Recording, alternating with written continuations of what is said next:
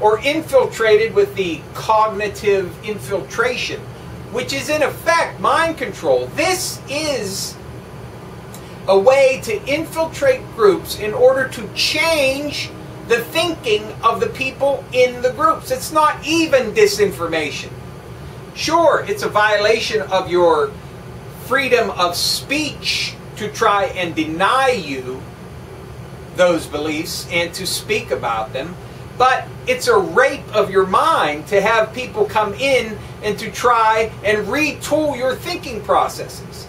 Now, it should be obvious to Cass Sunstein and anybody else who has a brain still, there is a major flaw in his argument when he says that conspiracy theories need to be either stopped, taxed, or infiltrated, when he also acknowledges that some conspiracies are real.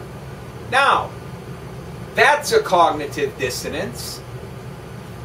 Why? Because if there were not people questioning the official story and digging into it and accusing people of being involved in conspiracies, those so-called legitimate conspiracy theories would never have been proven. So what does that reveal to us? That what he's talking about is he wants to prevent any conspiracy theories from becoming proven as fact beforehand. So they want to control the flow of information. They want to control what comes out so rigidly that there is only one accepted view of reality when it comes to anything. And that's another in your face. The financial elements on Wall Street through the international bankers have completely infiltrated our government. It's bad enough that we have them controlling the Federal Reserve, but now they have completely infiltrated the Treasury Department and make economic policy for this country. And you have all of the scientific dictatorship now being set up, being systematically put in place by the Obama administration in order to usher in this idea that experts are going to decide everything, and whatever they say goes. So you have the extremist positions of all of these people put into their position of prominence, and what we have to do, what it is absolutely vital that we do, is that we need to root them out. We need to establish some victories. So we need to push on all of these issues. We need to tell them that their thumbing their nose at us is not going to be accepted.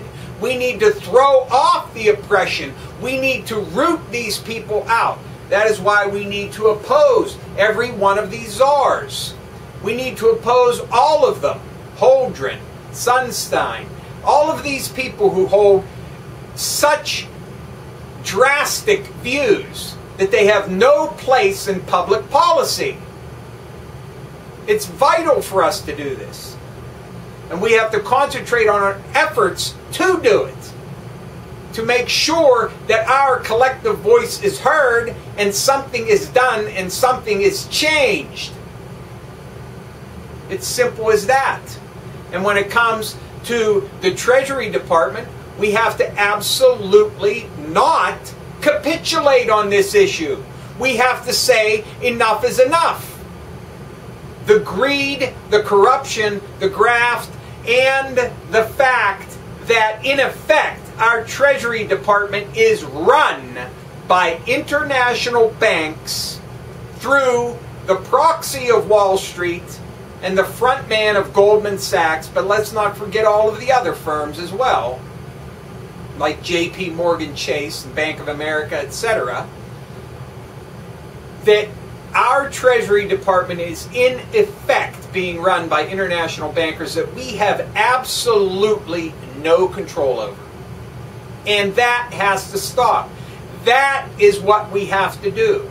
We have to root all of these people out, and we have to make it right. And we have to force them to listen to us by staying focused and by continuing to agitate. And the next step, of course, divest. Of course, that's a good idea on a personal level. But more importantly, you have to hit them as well. That is boycotting, that is protesting at your local branch office of that particular firm, of any firm. It doesn't even matter who it is. They're all being controlled by the same group of people. Protest. Hand out flyers, hand out leaflets, make people aware of what is going on. But most importantly, pound incessantly your elected representatives and senators about the people who occupy these positions of power and have absolutely no place making public policy. Pound them with letters and calls and tell them these people need to be removed. Geithner needs to be removed. All of these czars need to be removed because we are not going to accept the systematic establishment of this system right in front of our face, and they're putting it right in front of our face, daring us to do something about it. That's why we have to act. We have to act. So continue to act if you are doing so now, and if you're not, start and don't stop. Do not accept the ushering into the police state. Demand accountability. Hold people accountable and demand that they pay a price for their actions. And keep doing it. We are living in this time right now where this alchemical process is coming to fruition. We absolutely cannot sit idly by because, as it said, silence is equal to consent. Thank you.